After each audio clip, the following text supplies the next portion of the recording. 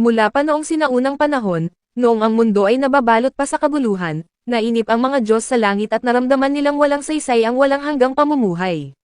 Dahil naghahangad silang makaranas ng bago sa mundo ng mga mortal, sila ay umalis sa kanilang banal na templo upang mamuhay bilang tao.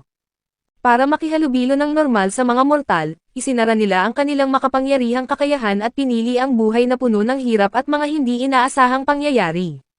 Tinanggap nilang isuko ang kanilang kapangyarihang walang kapantay, kapalit ng pagkakataong maranasan ang saya at lungkot ng pagiging tao.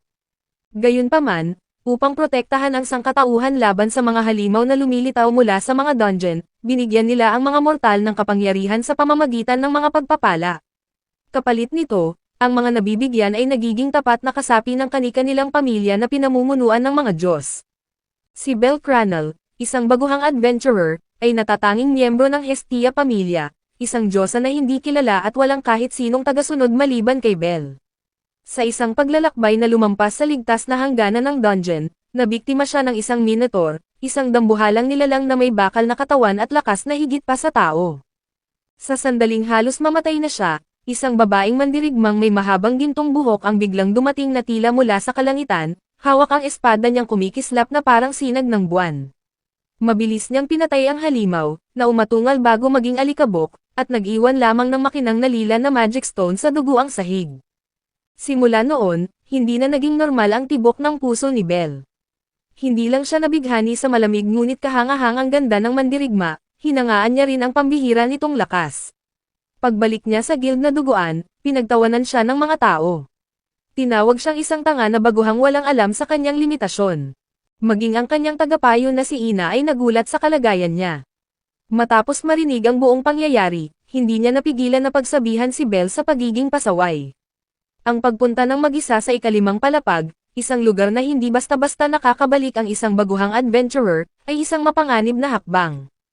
Ngunit sa kabila ng galit ni Ina, hindi niya maitatanggi ang kanyang tuwa nang malaman niyang nakabalik si Bel ng ligtas. Pinayuhan niya itong mag-ingat at huwag nang ulitin ang ganoong kalokohan, lalo't maraming tao ang nag-aalala sa kanya. Nang marahang tanungin ni Bel kung sino ang babaeng nagligtas sa kanya, sinabi ni Ina na iyon ay si Ice Wallenstein, ang alamat na mandirigma mula sa Loki pamilya. Nasa antas 5 na siya, at isa sa pinakamalakas na mandirigma sa buong lungsod, kaya nabigyan siya ng titulong Sword Princess dahil sa kanyang mga tagumpay. Ngunit hindi lamang lakas o titulo ni Ice ang iniisip ni Bel. Naging curious din siya sa mga simpleng bagay tungkol sa dalaga, kung ano ang paborito niyang pagkain, kung may matalik siyang kaibigan, o kung may isang tao na siyang nagugustuhan. Nakakalungkot mang isipin, nananatiling single si Ice dahil napakataas ng kanyang pamantayan, kaya halos imposibleng malapitan siya ng isang baguhang tulad ni Bel, lalo na't galing ito sa isang pamilya na walang kinikilalang pangalan. Napabuntong hininga na lamang si Ina at sinabing mas naaakit ang mga babae sa mga lalaking kayang protektahan sila. Kung gusto ni Bel na mapansin, wala siyang ibang dapat gawin kundi ang maging mas malakas. Sa kanyang paglabas ng guild, mabigat pa rin ang pakiramdam ni Bel, at agad siyang umuwi sa maliit nilang tirahan ni Hestia. Pagpasok pa lang niya, niyakap siya ng Diyosa ng mahigpit, kitang-kita sa mukha nito ang matinding pag-aalala ng malamang muntik na siyang mamatay sa dungeon. Mabilis na sinuri ni Hestia si Bel upang tiyaking hindi siya malubhang nasugatan.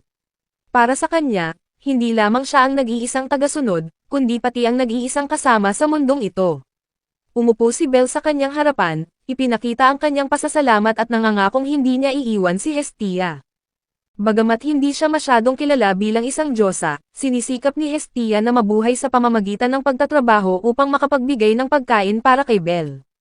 Sa kabila ng mahirap na buhay, hindi siya nagrereklamo. Kung maaari lamang niyang gamitin ang kanyang banal na kapangyarihan, tiyak na magiging mas madali ang lahat.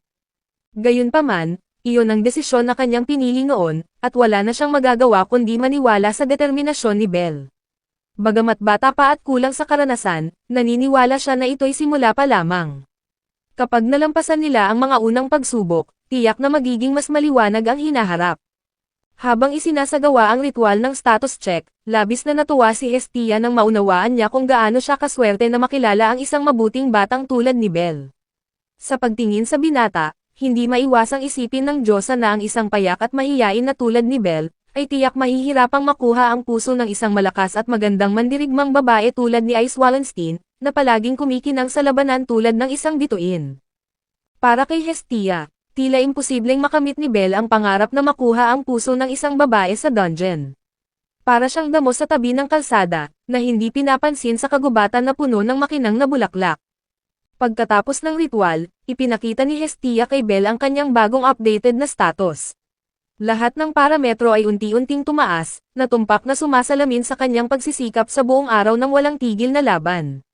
Gayunpaman, nanatiling hindi nagbago ang kanyang magic power.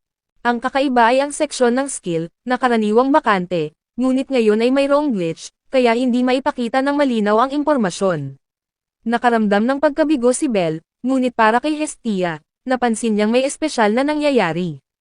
Matapos ang masusing pagsusuri, natuklasan niyang taglay ni Belle ang isang pambihirang kakayahan, at ang abilidad na ito ay umaasa sa damdamin ng nagmamay-ari.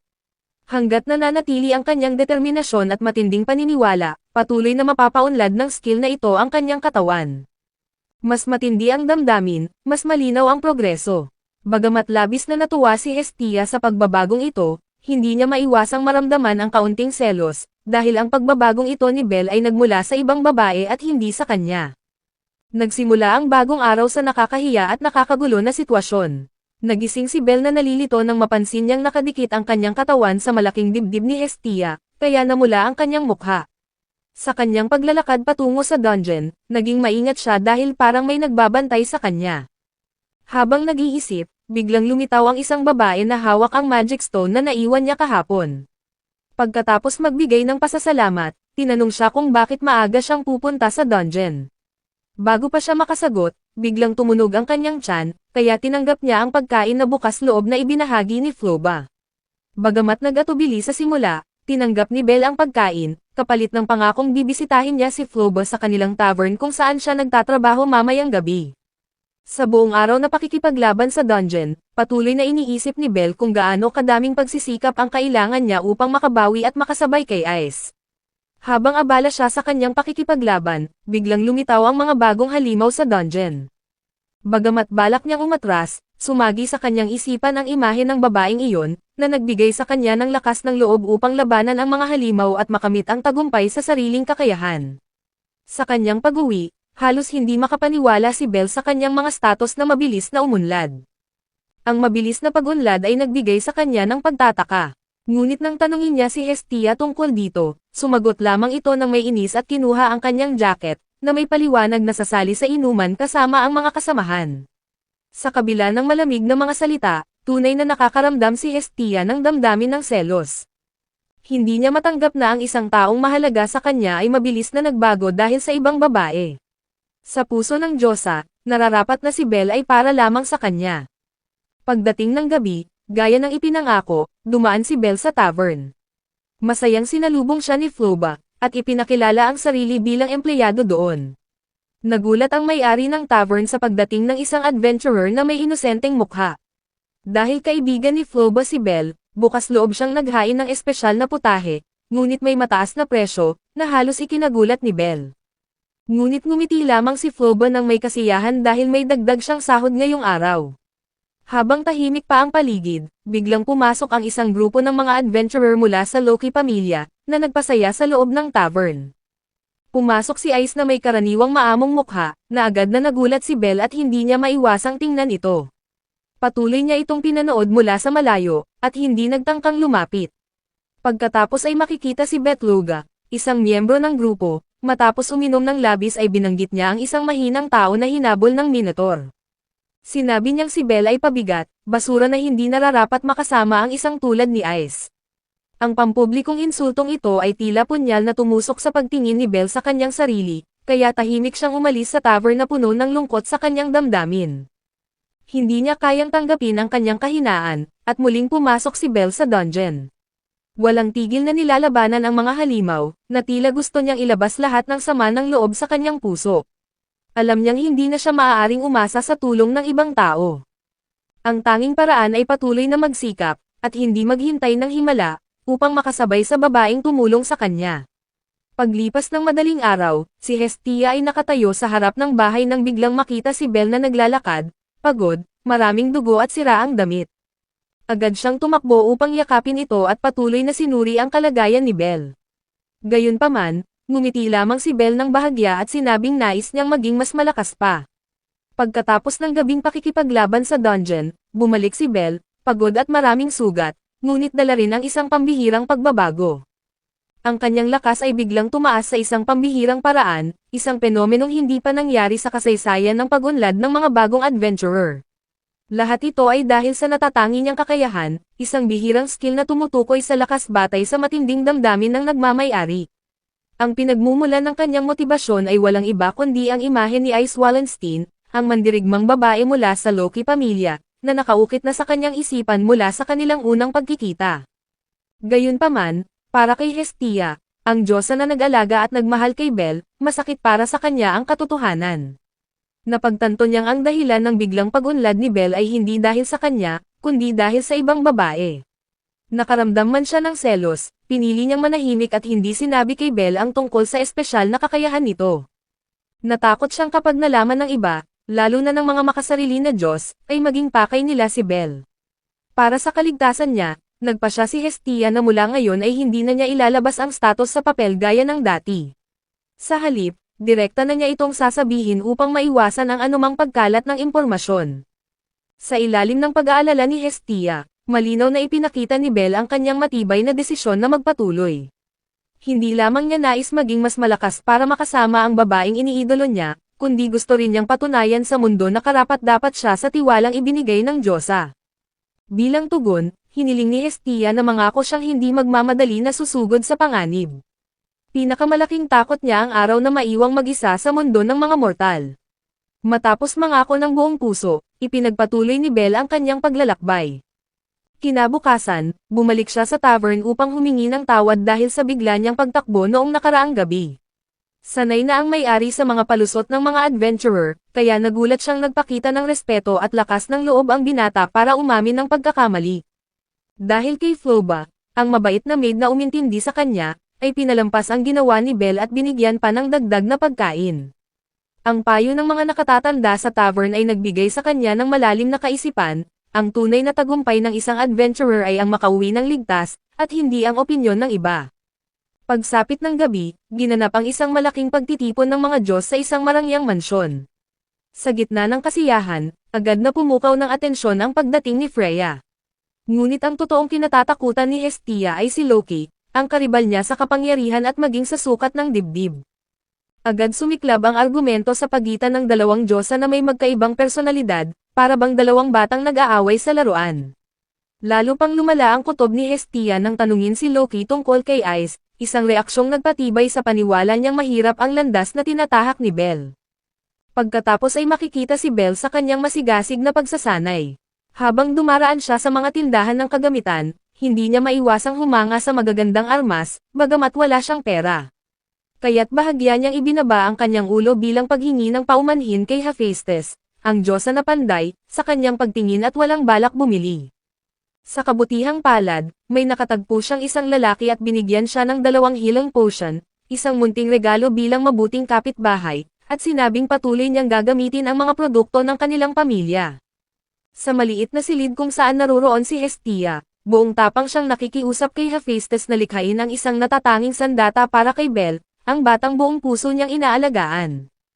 Kahit sariwa pa ang alaala ng pagtanggi sa nagdaang pagtitipon, hindi siya tumigil sa pagmamakaawa, binaliwala ang mga nagtatakang tingin ng iba.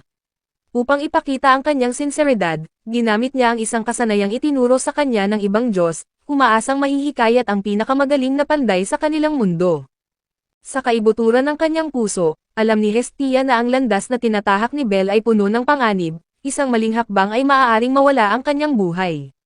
Hanggang ngayon, ipinagkaloob nito sa kanya ang pinakamahalagang bagay, ang tiwala, katapatan, at walang sawang pagsisikap.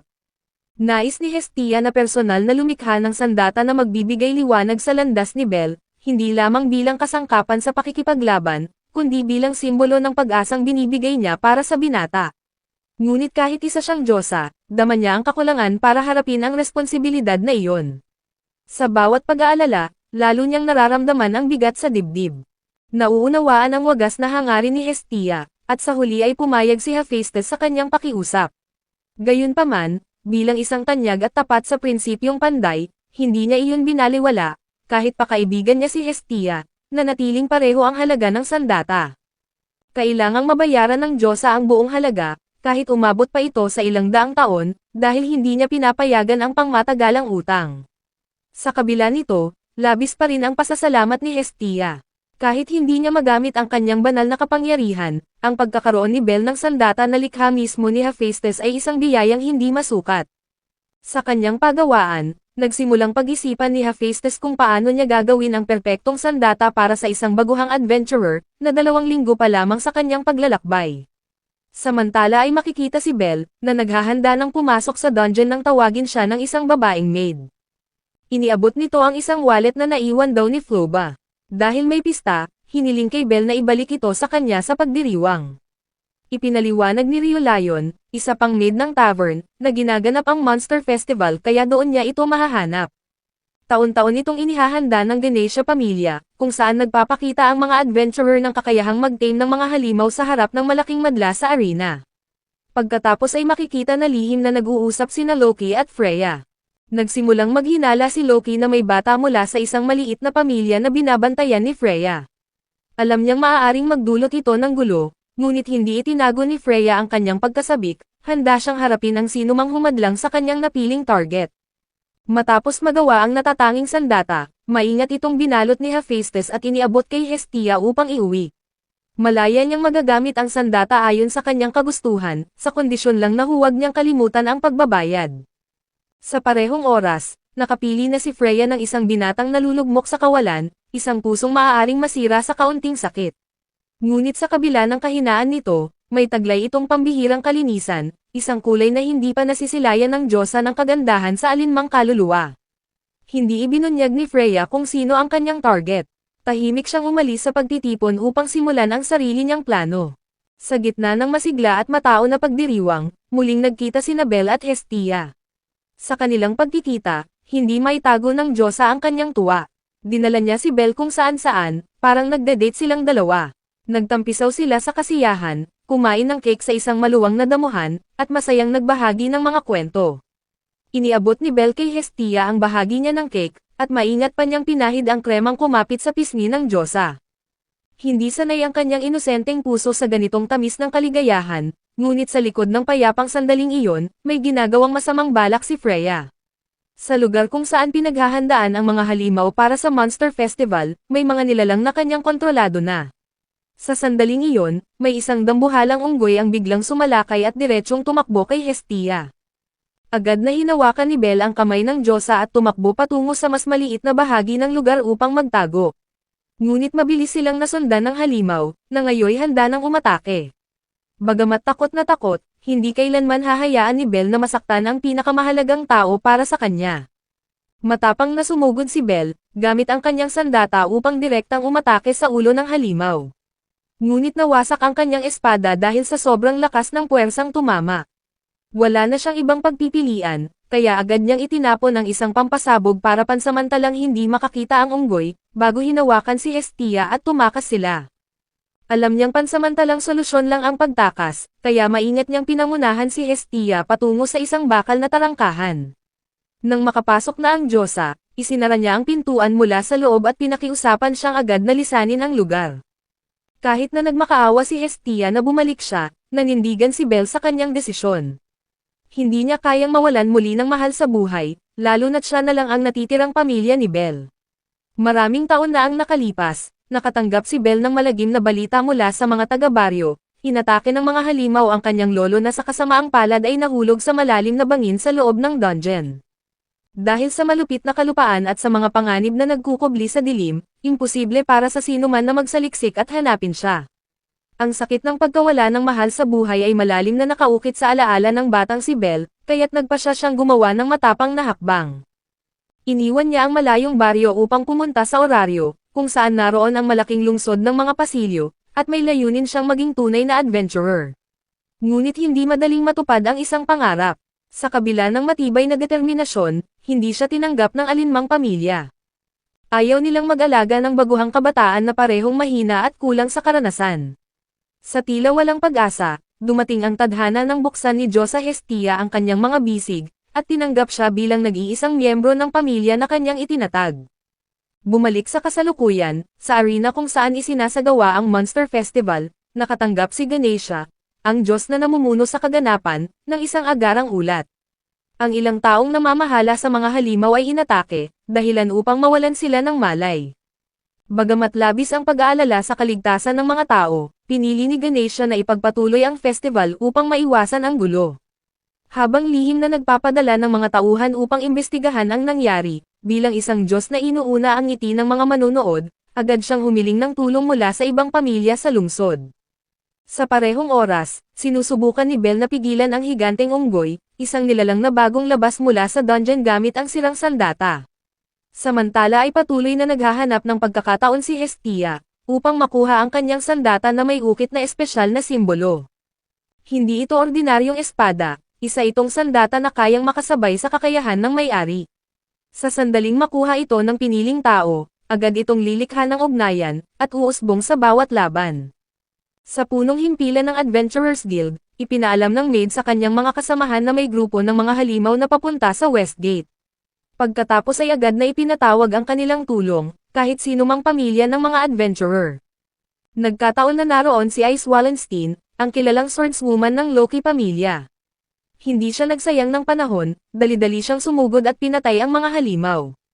Habang nakikipaglaban si Ice na parang diyosa ng digmaan, si Belle naman ay nahaharap sa mahirap na sitwasyon, hinarang siya ng malaking unggoy at nakalapat sa malamig na pader ng bato.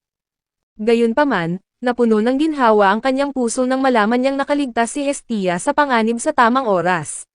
Ang tanawin sa kanyang harapan ay nagpaalala sa kanya ng bangungot na naranasan niya noong hinarap niya ang Minotaur, kung saan wala siyang pagkakataon na lumaban, at umaasang makikita si Ice ng huling beses.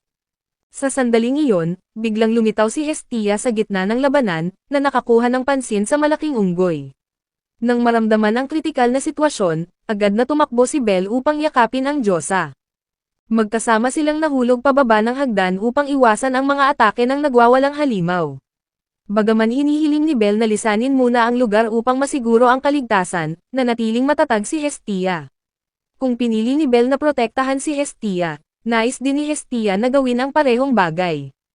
Ang pagkawala ni Belle ay nangangahulugang hindi magkakaroon ng pagkakataon na matupad ang kanilang sagradong pangako. Sa kabila ng patuloy na pagsisikap, hindi ipinakita ni Hestia ang takot sa kanyang mukha. Sa halip, nakaramdam siya ng kakaibang kaligayahan, na protektado ng kanyang minamahal at magkasamang tumatakbo sa gitna ng panganib. Matapos ang ilang sandali ng pagtakas, natuklasan ni Belle ang isang lihim na pintuan sa likod ng malaking bato. Buong tapang niyang dinala si Hestia papasok upang magtago. Sa masikip na espasyo ng lumang pasukan, nagmungkahi si Hestia ng solusyon, sa halip na patuloy na umiwas, dapat harapin ni Belle ang malaking unggoy sa isang laban. Gagamitin niya ang pagkakataon upang ayusin ang kalagayan ni Belle, para magkaroon siya ng sapat na lakas sa pakikipaglaban. Bagaman natatakot siya sa ideya na hindi niya kayang talunin ang kalaban, matibay na hinawakan ni Belle ang tiwalang ipinakita ni Hestia sa kanya. Matagal na niyang pinapangarap na maging kapantay si Ice Wallenstein, ang pinakamalakas na mandirigmang babae, kaya't hindi siya matitinag sa pagsubok na ito. Pagkatapos ay iniabot ni Hestia sa kanya ang isang espada, na punong-puno ng kumikinang na simbolo, isang espesyal na sandata na nilikha para kay Belle, isang perpektong obra na ginawa mismo ng diyosa na si Hephaestus. Hindi lamang kumikinang ang sandata sa lakas, kundi pati na rin sa matibay na ugnayan sa pagitan niya at ng nag-iisang diyosa na kanyang tagapangalaga. Pagkatapos niyang talunin ang lahat ng halimaw sa paligid sa arena ng Monster Festival, biglang nakatanggap si Ice Wallenstein ng agarang balita mula sa isang mamamayan, may batang adventurer na hinahabol ng isang malaking unggoy sa masalimuot na lugar. Kilala ang lugar sa komplikadong anyo ng lupa, kaya napakahirap para sa mga tagasunod na makapasok. Habang patuloy silang hinahabol, biglang napansin ni Ice ang kakaibang pakiramdam. Agad niyang pinakinggan ang kanyang kutob at biglang nagbago ng direksyon. Sa ibang dako, makikita ang alaala ng pag-uusap ni Hestia at Hephaestus. Noong panahong iyon, sinabi ng maalamat na panday na ang Hestia knife ay isang perpektong obra na ginawa para sa mga bagong adventurer. Ngunit mula sa pananaw ng isang panday, ang paggawa ng sandata na nag-i-evolve kasabay ng paglago ng gumagamit ay taliwas sa pilosopiya ng pandayan, at tumanggi si Hephaestus na gumawa ng kapareho pa.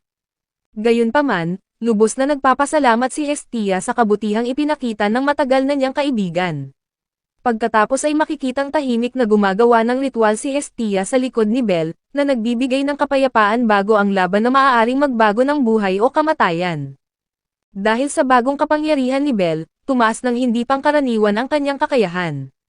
Nang sumugod siya upang harapin ang halimaw, madali niyang naiwasan ang bawat atake, at kahit simpleng pagharang ay sapat na upang masira ang bakal na tanikala ng kalaban. Malaki ang naitulong ng espesyal na sandata, isang kakaibang sandata na patuloy na lumalakas kasabay ng paglago ng nagmamay-ari nito. Mabilis siyang gumalaw sa paligid ng kalaban, at ang kanyang mga paa ay para bang sumasayaw sa gitna ng labanan. Isang maingat na atake ang kanyang ginawa upang masira ang matigas na helmet ng malaking unggoy, at agad siyang tumalon pataas, hinawakan ang tali na nakabitin sa daan. Nang maging mahigpit ang linya, binitawan ni Belle ang tali at bumagsak ng mabilis, gumawa siya ng makapangyarihang atake para magiba ang makapal na baluti. Bago pa makabawi ang kalaban, mabilis siyang umikot ng sunod-sunod sa paligid nito, dahilan upang labis na mapagod ang halimaw. Nang makita niya ang maliit na puwang, agad niyang tinusok ang puso ng halimaw, pinatay ito sa isang iglap. Natapos ang labanan na may malakas na palakpakan mula sa mga tao sa paligid, kabilang si Hestia na nakayakap kay Belle. Makikita sa mukha ni Ice ang tuwa sa batang dati ay mahina, ngunit ngayon ay kayang lumaban ng mas matatag. Subalit sa kabila ng tila maayos na sitwasyon, biglang nawalan ng malay si Hestia sa mga bisig ni Belle, na nagdulot ng matinding pag-aalala sa kanya. Sa isang lihim na sulok, natutuwa si Freya habang pinapanood ang labanan, kasabay ng paghintay sa susunod na plano. Pagkatapos ay kinumpirma ng Adventurers Guild na walang malubhang nasaktan. Gayunpaman, nananatiling misteryo ang tunay na salarin sa lahat ng pangyayari. Habang hinihintay ang investigasyon, pinayagan ng may-ari ng tavern si Hestia na magpahinga sa isang pribadong silid sa ikalawang palapag. Sa katunayan, napagod lamang siya matapos ang mahabang araw ng pakikipaglaban. Nang magkita silang dalawa, sinabi ni Floba kay Belle na nakaramdam siya ng hiya sa mga nangyari, dahil lamang sa kanyang simpleng wallet ay nadamay si Belle sa gulo. Sa kabila nito, hindi niya maitago ang kasiyahan sa nakita niyang katapangan ni Belle. Sa kanilang pamamaalam, ngumiti si Floba at bumalik sa trabaho, na naiwan si Belle na natutuwa, iniisip kung totoo ba ang kanyang mga narinig o biro lamang iyon. Pagkatapos ay narinig ang isang bahagyang ingay sa silid, na nagpapahiwatig na nagising na si Hestia. Agad pumasok si Belle upang suriin ang kanyang kalagayan. Sa kanilang tahimik na pag-uusap, sinabi niyang natapos na ni Ice ang lahat ng natitirang halimaw. Ngunit ang iniisip ni Belle ay ang pinagmulan ng kakaibang sandata na may kakaibang simbolo. Ipinagmalaki ni Hestia na ito ay tunay, at hindi normal na sandata na makikita lamang sa tindahan. Bagamat hindi man tiyak kung eksakto ang uri ng sandata na nakita niya sa tindahan, isang bagay ang malinaw sa kanya, wala itong kapareha sa buong mundo. Handa si Hestia na malusutan ang lahat ng hangganan upang maging malakas si Belle. Para sa kanya, ang batang ito ay hindi lamang dapat protektahan, kundi tunay niyang minamahal. Niyakap ni Belle ng mahigpit ang Diyosa, na tila humihingi ng lakas mula sa mga bisig ng isang taong laging nandyan para sa kanya.